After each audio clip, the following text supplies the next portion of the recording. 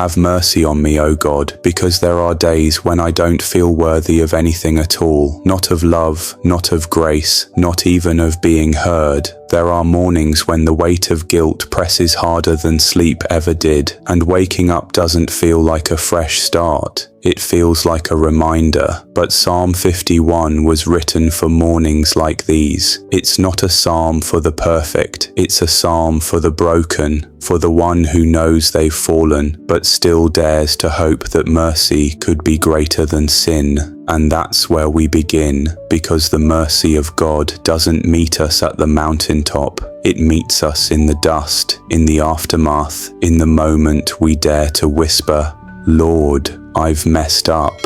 David, the one who wrote these words, wasn't a stranger to failure. He didn't write Psalm 51 from a place of religious performance. He wrote it from the ground, tears in his eyes, heart in his hands, because he knew when all you have left is confession, you have all God needs to begin again. Have mercy on me, O God, according to your unfailing love, according to your great compassion. Blot out my transgressions. Psalm 51 verse 1. Let those words sink in. David appeals not to his works, not to his righteousness, but to the mercy, the compassion, the unfailing love of God, because that's the anchor, not our perfection, but his mercy, not our record, but his grace.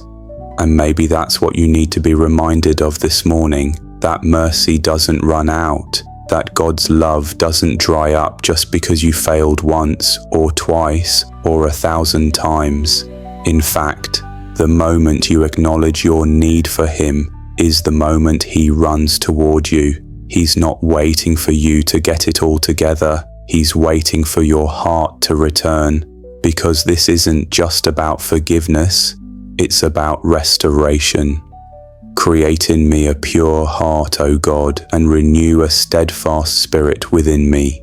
Psalm 51:10. That word create, it's not repair, it's not improve, it's start fresh, a brand new heart, a new beginning. Let me share a story with you. It's a story of a woman named Clara, not her real name, but her real life. Clara grew up in the church, knew the songs, knew the scriptures, but like many, she knew about God more than she knew God. In her 20s, she walked away, first slowly, then all at once. Bad relationships, fast money, and nights she couldn't remember. For years, she lived far from anything that looked like faith. She said once, "I felt like I had done too much to ever go back, and honestly, I didn't even think God wanted me back." But then something happened. One morning, after a night filled with guilt and shame, she found an old Bible in a drawer. It was her grandmother's. She opened it to a bookmarked page, Psalm 51. The first words she saw, "Have mercy on me, O God." She read it aloud, and for the first time in a decade, she cried, not because she was afraid, but because she felt loved, because she realized this wasn't about punishment, it was about grace. That was 5 years ago. Today, Clara leads a recovery ministry. She tells people, if God didn't give up on me, he won't give up on you either. Friend, maybe you've had a Clara season. Maybe you feel like you've gone too far, messed up too badly, waited too long. But Psalm 51 tells us there's no such thing as too late, no such thing as too lost. God isn't just in the business of forgiving sin, he's in the business of giving new hearts. He's not looking to shame you, he's looking to heal you. The hardest part, being honest. But honesty is the first step to healing. That's why David says, "You do not delight in sacrifice, or I would bring it. You do not take pleasure in burnt offerings. My sacrifice, O God, is a broken spirit, a broken and contrite heart. You, God, will not despise." Psalm 51, 16-17. God wants your heart, not your performance. He wants your truth, not your excuses. And when you bring him your broken pieces, he doesn't discard them, he reshapes them, he restores them, He redeems them. You may still face consequences, but you don't have to carry shame. You may have scars, but they don't disqualify you. They testify. And I want you to hear this. God never stopped loving you, not for a second, even when you were far off, even when you didn't pray, even when you felt unworthy. His mercy chased you. This morning, you don't need to earn your way back. You just need to come back. With your words, with your heart, with your honesty, say, Lord, I can't fix this alone. And that's where the healing begins. You are not your failure. You are not your sin. You are not your mistake. You are His, still, always. Let this be the morning you return. Let this be the start of something new. Not because you're perfect, but because His mercy is.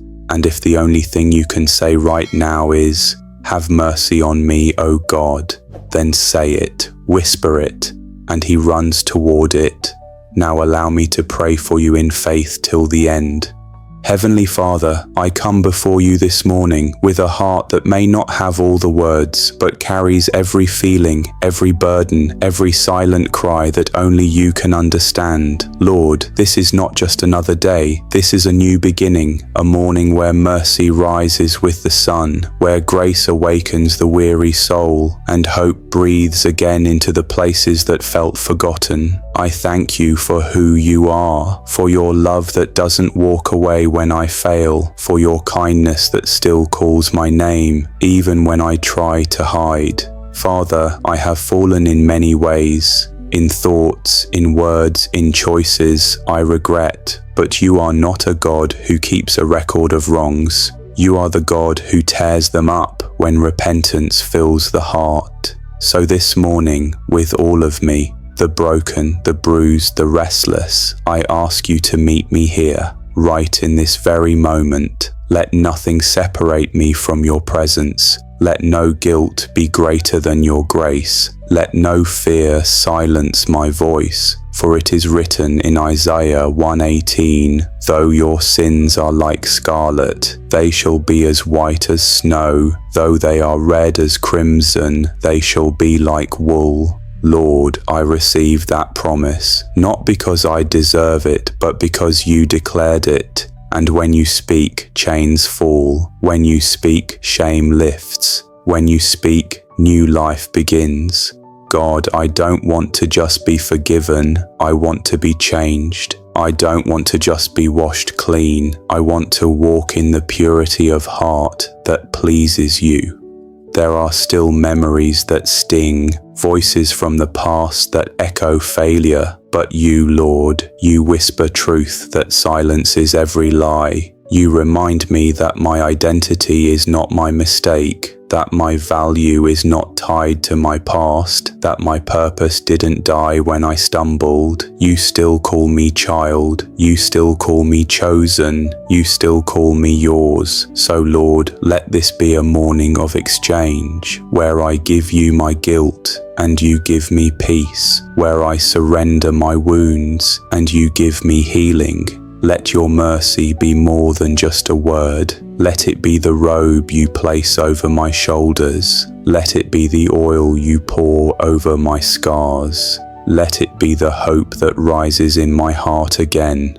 Lord, today I won't hide. Today I come out of the shadows and into the light of your forgiveness. And I thank you because I know you're not here to condemn. You're here to restore.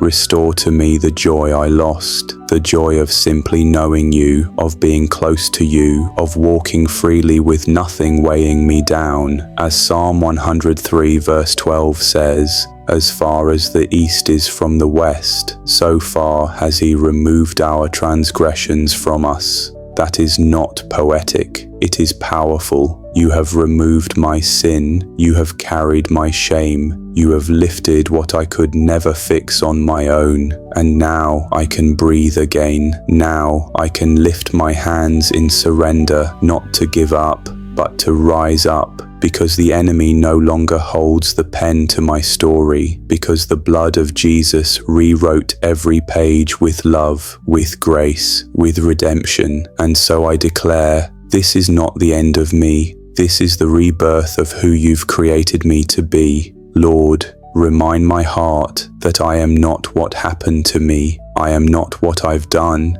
I am what you have spoken. A new creation, a beloved child, a vessel of light. Help me to forgive myself. That's been the hardest part, but I'm choosing today to believe that if you can forgive me, then I can let go too. Take away the torment of regret. Take away the replay of mistakes. Let them be buried in the sea of forgetfulness and never resurrected again. I choose freedom, Lord. I choose to walk forward. I choose to walk with you, not in perfection, but in surrender, not by my strength, but by your Spirit. As Romans 8:1 says, therefore there is now no condemnation for those who are in Christ Jesus. No more condemnation, no more shame. Only grace, only growth, only God. So this morning, Lord, wrap me in your mercy. Let it be the blanket that covers my soul. Let it be the voice that speaks louder than fear. Let it be the reason I rise today with hope in my heart. I pray not only for myself, but for every soul listening, for the one crying quietly in their room, for the one battling silent guilt, for the one who believes they've gone too far. Let them feel your love right now. Let them know they are not forgotten. Let this moment be their rescue, their return, their revival. I pray for new beginnings, real ones, not based on performance, but on your promise, not based on worthiness, but on your unwavering love. In the name of Jesus, I believe this prayer is sealed, received, and fulfilled. Amen. I declare that this prayer is now upon you. If this prayer has touched you, just type Amen as a sign of faith. We will also be honored to pray for you at personal level. Just leave your prayer request. Also, you can share your testimonies. It will change someone's life. Also, just leave a like for this powerful prayer.